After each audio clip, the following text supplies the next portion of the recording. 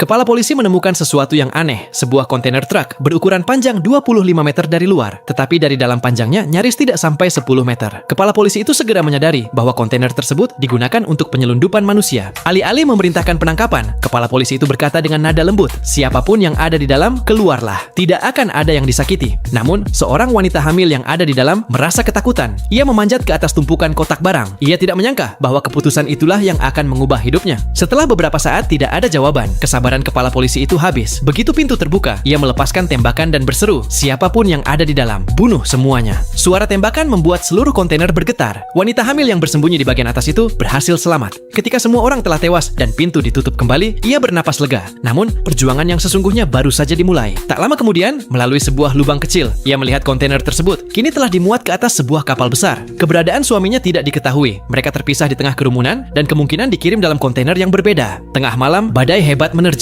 Kontainer itu mulai berguncang dan tiba-tiba jatuh ke dalam laut. Air mulai masuk ke dalam. Ia mencoba menelepon suaminya, tetapi ponselnya sudah hancur. Di dalam tas yang tergeletak di dekatnya, ia menemukan ponsel milik orang lain, namun ia tidak mengetahui kata sandinya. Kini, ia hanya punya satu alasan untuk bertahan, yaitu anak di dalam kandungannya.